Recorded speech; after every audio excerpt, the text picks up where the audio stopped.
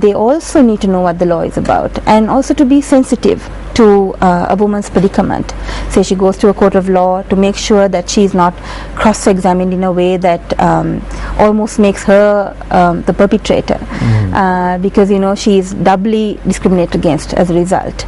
In addition to having had undergone some kind of abuse or rape or whatever the violence that she has gone through, you go to court and then you go through another form of violence, which is being cross-examined in a manner which sort of seems to imply that you're lying.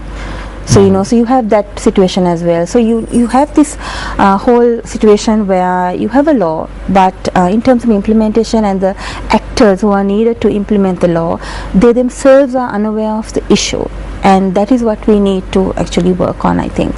All right, and going on the note of discrimination, coming into a corporate environment, we know stats prove that women are still, there's a lot of discrimination in the corporate world in terms of the wages being paid, in terms of the recruitment process, and would you just like to comment on some of the discrimination that happens regularly in the corporate environment? Yeah, I think discrimination, again we use it very broadly, but I think initially there's a problem with the word discrimination, because many people, both men and women, don't understand the connotations of discrimination, and I think it's a fairly complex word to use. So that is one problem. And why I say that is because if you ask a woman if she's been discriminated in the workplace, she will say no. But the reason she says no is because she doesn't really understand what discrimination entails. And so probably that entire process of discrimination has become the norm in the place. Exactly. They don't realize the difference. Exactly. And the point is that, as you said, it becomes a normal process, and then you don't question it. But I believe that at the recruitment level itself, you have discrimination sometimes. You may have heard of where females go for interviews, and one of the first questions they asked is, are you intending to get pregnant soon? Are you going to get married soon? Now these are very discriminatory questions, because immediately there's an implication that, well, if you're going to get married or you're going to get pregnant, we are not going to hire you, because that means you're going to have a baby and we have to give you maternity leave and you're not going to be there. So at that point itself you have discrimination. Similarly, I think in terms of promotions, say for example, even in terms of labeling your work, you might have wage disparities. For example, if you might call someone a stenographer, a woman a stenographer, and a man a secretary, but they might be doing the same type of work. The job description will be similar, but the man will be getting paid more than the woman. So you have, sometimes these things are done very subtly, but nevertheless it happens. So you have that kind of discrimination taking place. Similarly, and I'd like to go back to sexual harassment. Sexual harassment is also a form of discrimination. It's a form of violence against women. It is also a form of gender-based discrimination, and that happens, although many corporates would tend to say that it doesn't, or they sweep it under the carpet. Very definitely we know from studies that sexual harassment does take place, both towards men and towards women. So it's a gender neutral sort of phenomenon. Yes, it is. And you do have, of course we have to realize that there is more women that do get sexually harassed, but there are men also who get sexually harassed. Both by men and talking about that now, is there a set of guidelines that probably the corporates and the management could really conform to, in the sense that something that brings in sexual harassment and discrimination against women and both genders actually into play, that something that they can really stick to and they can say that we adopt this kind of policy? Actually, about 10 years ago maybe, the Employers Federation of Sri Lanka and the International Labour Organization, a member state, one of the agencies of the UN, they got together, and there was a gender equity policy that was put forward. I don't really know how many corporates are really following that, but it does have a very good set of guidelines on how to promote non-discrimination in the workplace. So that is for discrimination. Then for sexual harassment also, the ILO and the EFC got together and they put out a guideline on how to address sexual harassment in the workplace. Now that is one set of guidelines that can be used by corporates. Of course you might need to modify it to suit your company. For example, the apparel sector might want to modify it. Similarly, the entertainment sector might want to change certain terminology to suit their purposes. But it is a set of guidelines. It's just a 2-page document which can be looked at, and you can expand on it and basically have your own policy on sexual harassment. And that is something that we actually encourage corporates to do. And there are very many companies right now in Sri Lanka who are looking at incorporating or coming out with a sexual harassment policy in their workplace. And coming back to the root cause of sexual harassment and why people probably get tempted to do this, and are there a set of precautions that the management and also the employers and the employees both can really adopt? Well, I think the point is that it would initially be the duty of the employer to make sure that his or her employees are able to work in a sexual harassment free workplace. I mean, that would go towards productivity. It would make sure that your employees are happy, they would be content, and they would be free from harassment. And that is very important in a workplace, because you need to have a content workforce that will do your work without knowing that they are safe. So I think there you have a sort of a primary obligation on the employer, and he or she would have to make sure, take steps to ensure that people again in their workplaces know what sexual harassment is, and that they adopt a zero tolerance policy on sexual harassment. It's important because as I said again, you have a big workforce working, for example, in the apparel sector, employing maybe 40,000, 50,000 female employees, and the propensity for sexual harassment is much higher in places like that where you have more women working. So you need to take precautions. For example, making sure, creating awareness in the workplace about sexual harassment, telling the employees or the workforce what redress is available. For example, if there is sexual harassment, you can go to a particular committee or a panel and address your grievance to them, and there would be an impartial inquiry or impartial hearing into the issue, and that it will be taken seriously. I think that's very important, because the employee needs to know that sexual harassment is a serious offense, and because of that, and that the employer takes it very seriously. What tends to happen is that in this country anyway, is that there is a denial that it takes place.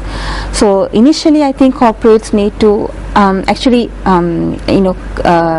believe in the fact that sexual harassment does take place, maybe not outside or in the open, but nevertheless that it does take place. So there we go. Acceptance is a big part, especially on the part of the employers and the management. Now, also talking about some of the legal frameworks that are in place. Now, before we move on to that, let's take a short break. But after the break, let's just talk about some of the frameworks that are available for the employees, and how they can really solve this issue. We'll be back.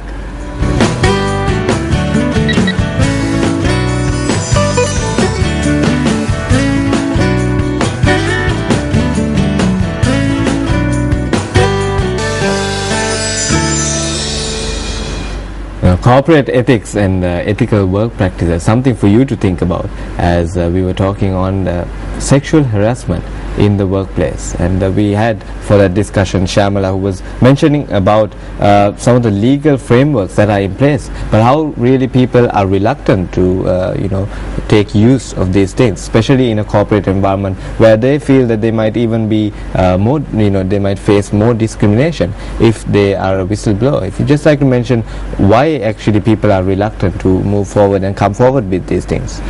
Well, I think one of the issues is lack of confidentiality, because if a woman or a man who has been sexually harassed wants to report it, one thing is that many corporates do not have a system in place where you can actually go and report.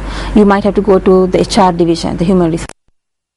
and there might be a lack of privacy or lack of confidentiality in what you share.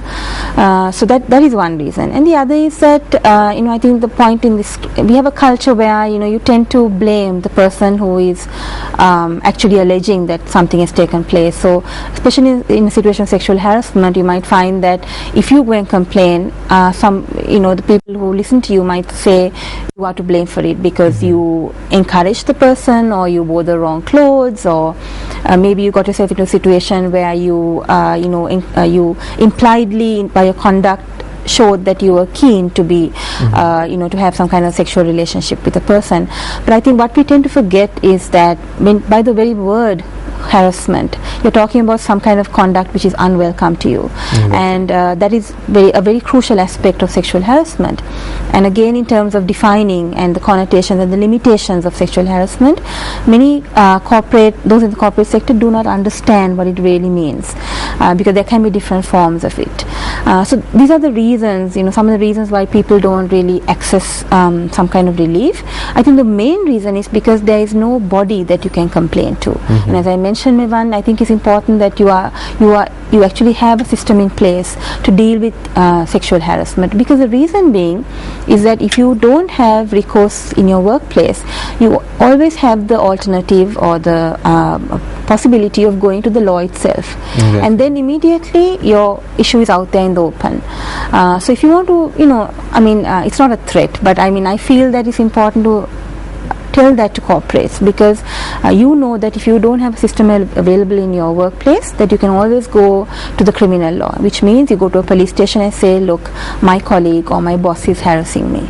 Exactly, and it also creates a very bad name for the organization in itself. Yes. Now, whistleblowing is a very important aspect in this scenario, as much as corporates encourage workers to, point out and speak out against unethical work practices in terms of fraud and so on and so forth.